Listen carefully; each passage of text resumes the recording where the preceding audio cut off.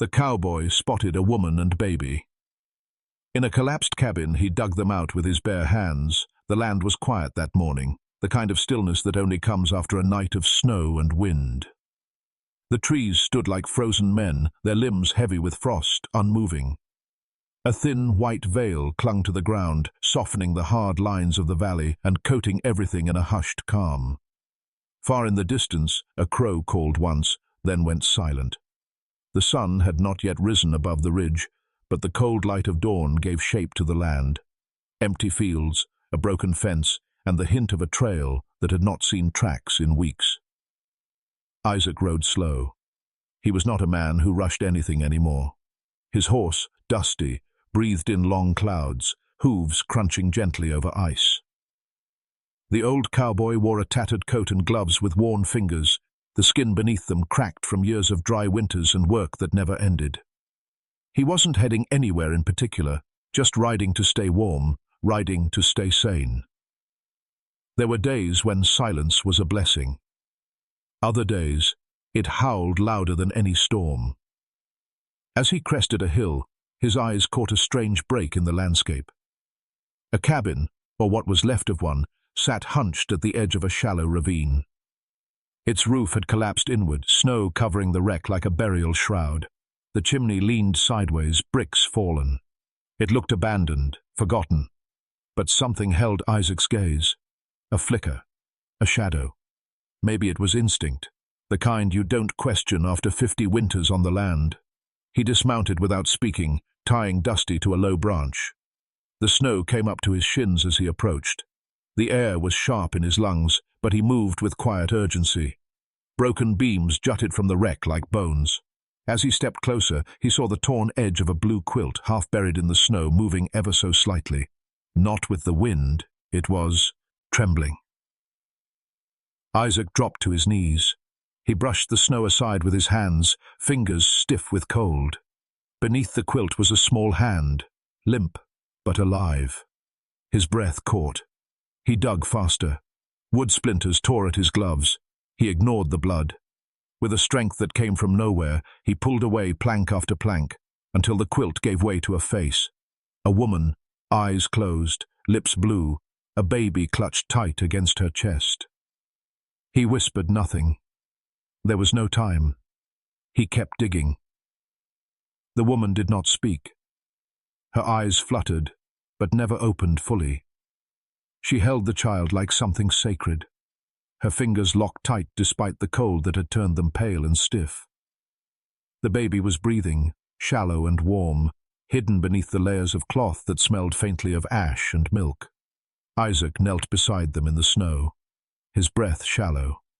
The wind whistled faintly through the broken boards, stirring the silence like a ghost. He looked at her face, bruised along the cheek, dried blood at her temple. The way she clung to the child was not just protective, it was desperate, like she thought the world would rip them apart the moment she let go. Isaac felt that in his gut, the way a man feels a wound reopen. He reached forward, hesitated, then laid a gloved hand gently on her shoulder. No response, just the sound of the baby breathing. For a moment he just knelt there, unsure.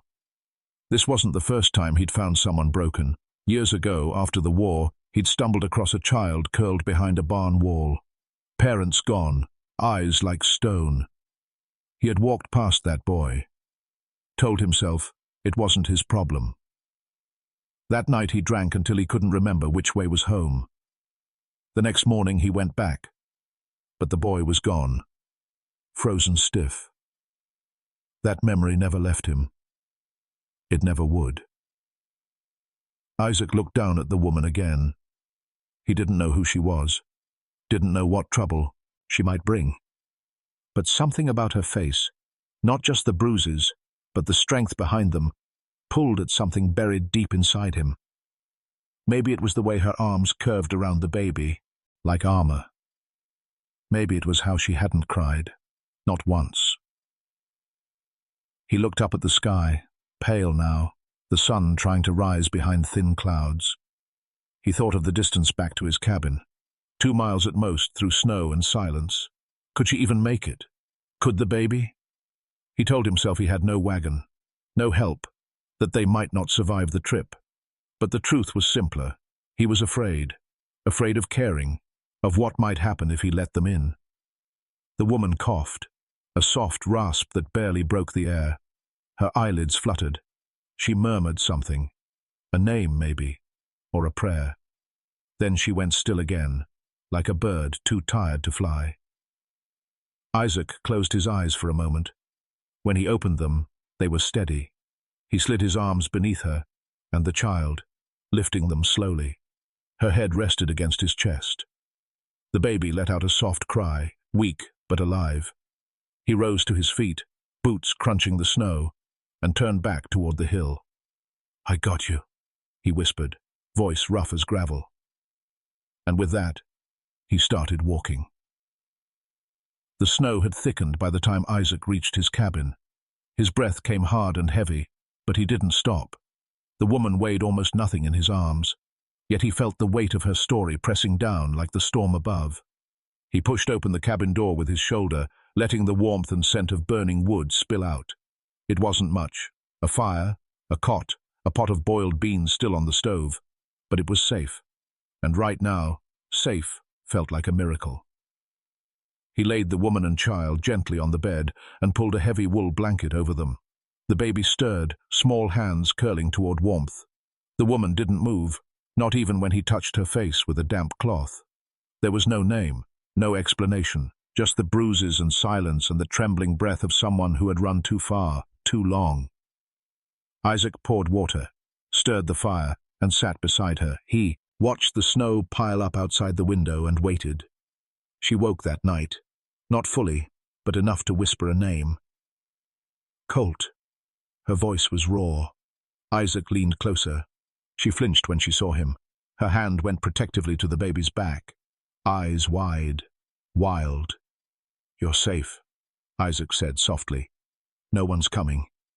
But her eyes told him she didn't believe that. Not yet. By morning, she said more, just fragments. Her name was Mary. The baby, Colt, was barely 4 months old. She'd been hiding in that cabin for 3 days since the roof caved in. She hadn't built the fire because the smoke might be seen. She hadn't moved because someone was looking for her. Her husband wasn't just cruel. He was dangerous. A man who ran with others. Men who traded favors for silence, who drank law like water and spilled it just the same. Isaac knew the type. Ranch hands turned enforcers. Men who took what they wanted and left wreckage behind. She hadn't just run from abuse. She'd run from power. "Does he know where you'd go?" Isaac asked quietly. Mary nodded once. That was all it took. Isaac stood, walked to the window, and looked out over the frozen trail leading down into the woods. His land stretched for miles, but fences couldn't stop the kind of men who came for revenge. And if the husband knew she might head north, there were only a few places she could hide. His cabin was one of them. Later that day, Isaac spotted the first sign. Tracks. 3 horses, deep and fresh. Not from town. They were coming fast. He didn't say a word to Mary. Just packed a bag with food, checked the rifle he hadn't touched in years, and saddled Dusty again. The old horse knew something was wrong. So did the wind. The threat was coming. Not just for her, for all of them. And time was running out. The next morning arrived with a sky of pale grey, and the kind of silence that made the ticking of the old wall cleats feel like a hammer. Isaac stood over the stove, stirring oatmeal with one hand, the other holding the edge of the counter like he was steadying the world. Mary sat near the fire, legs wrapped. In a blanket, her face still marked, but her eyes more alert. Colt lay bundled in her lap, fussing now and then, his tiny hands reaching for warmth he could not name. Isaac didn't ask questions. He didn't offer comfort in words.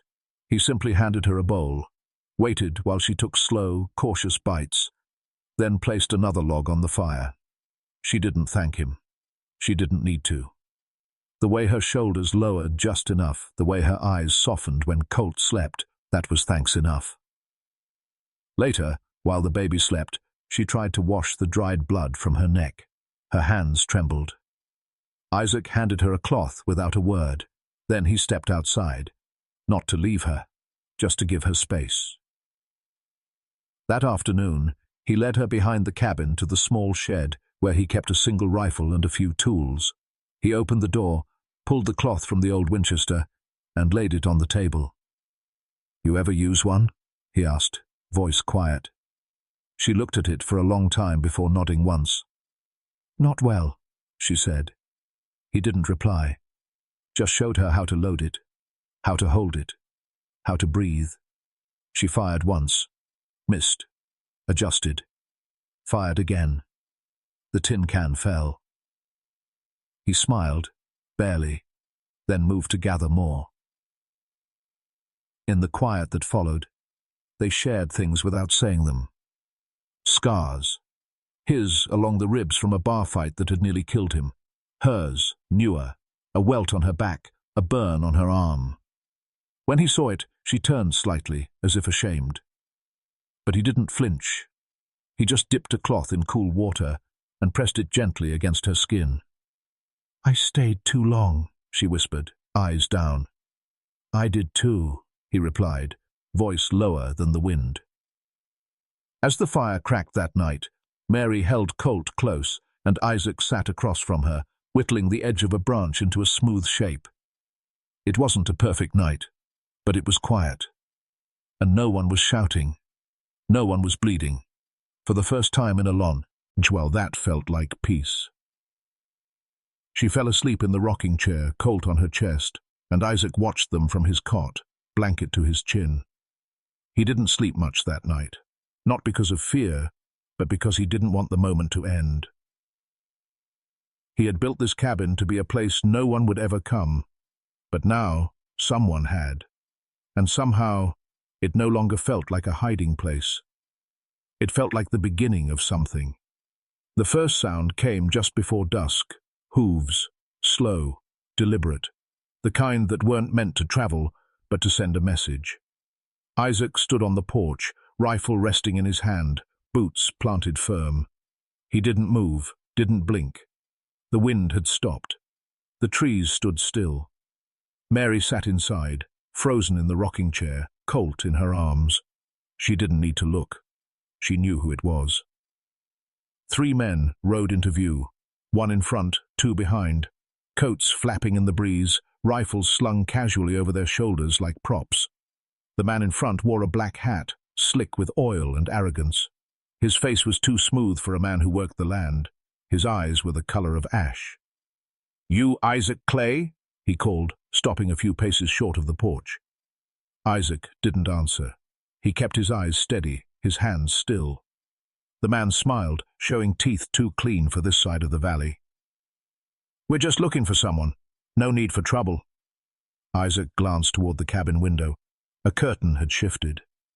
Mary was watching. "You lost?" Isaac asked, voice low. "She ran off with my son," the man said plainly. "My wife. Girl's not well. You know how women get. Emotional, delicate. This isn't your concern." Isaac stepped down from the porch. Just 1 step, enough to close the space between them by a foot. "She's not yours," he said. The man's smile dropped. One of the riders behind him gripped his rifle. The air changed. The trees seemed to lean in. "You sure you want to be in this?" "Too bad," he man asked. "You're old. Alone. I've got friends in the county. Real ones. We ain't gonna hurt nobody if you just hand her over." Isaac's grip tightened on the rifle. He didn't lift it. Not yet. "She got bruises on her back, burns on her arms. You do that?" "She's my wife," the man said, sneering. "Not anymore." And that was when the world stopped breathing. The man reached for his sidearm. Isaac moved faster. The crack of the rifle echoed like thunder. One of the riders fell from his horse before he even touched his weapon. The second reached for his gun, but a bullet tore through the air, knocking it from his grip. He fled, galloping into the trees. Now it was just the man in black. He dropped his pistol, hands in the air, eyes cold with hate. "She's got my son," he hissed. My blood. Isaac stepped forward, barrel aimed at his chest. You lost that right when you laid your hand on her. There was a pause. A standoff built not on firepower, but fury. Mary had stepped outside now, Colt wrapped in her shawl. She didn't speak. She didn't need to. The man's lip curled. You're gonna regret this, old man. Isaac didn't blink. Maybe. And then he fired. The bullet hit the snow inches from the man's boots. Next time, I don't miss. The man turned, got back on his horse, rode away, eyes burning. Mary stood there, clutching the baby. Isaac lowered his rifle, chest heaving. He hadn't wanted to kill anyone, but he would have, for her. The sound of hooves faded into the hills, swallowed by the trees and wind, until there was nothing left but silence. Not the soft silence of peace, but the kind that lingers after something violent has passed through, like smoke after fire or the echo of a slammed door. Isaac stood in the same spot for a long while, rifle still in hand, shoulders tense as if waiting for more. But nothing came. Behind him, the snow had started to fall again, light, slow flakes drifting down like feathers. Mary stepped back inside, the baby curled against her chest, eyes wide but dry. She didn't speak. Her breath trembled when she sat, as if her body had suddenly remembered how to be afraid now that the danger was gone. Isaac came in last. He shut the door with care, then set the rifle by the wall. His boots left dark prints across the floor. He didn't go to her. He just stood by the fire, rubbing his hands together for warmth, the orange light flickering against his weathered face. The baby whimpered softly. Mary hushed him, rocking gently in the chair, her lips moving but no words coming out. It was a lullaby without sound, a prayer without form. Isaac watched her from the corner of his eye, something breaking loose inside him, not sharp but slow, like ice melting from the eaves of a roof. Outside, the snow thickened. Later that evening, Isaac stepped out and buried the man who had fallen. No ceremony, no words, just a patch of land behind the tree line, marked by a stone and the memory of violence. The other rider had vanished. Maybe he would return, maybe not. But Isaac knew how these things worked. When a man runs, he either comes back with more fire, or never at all. When he returned to the cabin, Mary had made a small meal. Nothing fancy, just warm bread and broth. She had washed her face, her hands still shook. Her eyes were rimmed with red, but she looked him in the face now. Looked like someone trying to stand again after falling for too long. They ate in silence. At one point, Colt laughed in his sleep. A soft, sudden sound that made Mary pause and press her hand to her chest like something inside her had cracked open. Isaac didn't say a word. He just watched, quietly. After the meal, Mary placed the baby in a small cradle Isaac hadn't used in years. He didn't tell her whose it was. He just dusted it off and set it near the fire. She kissed the baby's forehead, then turned toward Isaac. She didn't thank him. She didn't need to. Instead, she reached out, slow, uncertain, and touched his arm. It was romantic. It wasn't dramatic. It was survival reaching out to survival. A scar touching a scar. That night, as the snow kept falling, the cabin held 3 people. 2 awake, 1 dreaming, all of culture, them waiting to see what morning would bring. And for the first time in a long while, the silence inside those walls didn't feel like loneliness. It felt like healing. Winter passed slowly that year, peeling away one quiet day at a time. The wind softened. The snow melted into the earth. The trees, once bare and brittle, began to show signs of green again. Life returned in small ways. A rabbit darting past the fence, the creak of the porch steps under sunlight instead of snow, the sound of laughter that came from a baby rather than a storm. Mary stayed. She never said it aloud, but she stayed. Not out of fear. not because she had nowhere else to go, but because something about that cabin, about the stillness Isaac had once called loneliness, had become something else. Home, perhaps, or something close to it. She began tending to the garden out back, pulling weeds, planting roots with her hands in the dirt. Isaac built a new coop, fixed the fence, taught her how to split wood. They didn't talk much, but they worked together side by side, and that was enough. Colt learned to crawl across the porch. Later, he'd take his first step in the same yard where a rifle had once fired warning shots. Some days were harder than others. Mary still flinched when she heard certain sounds. Isaac still woke in the night, sweat on his brow, as if expecting a knock at the door that never came. But they didn't hide from the shadows anymore. They moved through them, quietly, patiently. One afternoon, Isaac rode into town alone, bought a single sheet of paper and a new pencil. That night, under the lamplight, he wrote a name on a wooden board and nailed it gently to the gate. It wasn't his name. It wasn't hers. It simply said, Colt's place.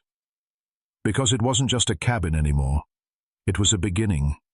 And in that name, carved into wood, faded by wind, warmed by fire, the story of survival had become something softer, something permanent.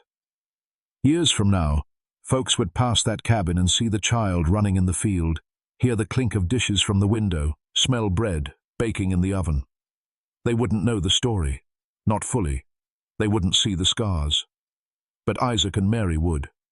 And every time the wind passed through the trees without carrying danger, they'd remember. Not the violence, but the moment they chose not to run, the moment they stayed. And somewhere in that silence, a life was rebuilt. Not loudly, not perfectly, but with bare hands and a heart that refused to turn away.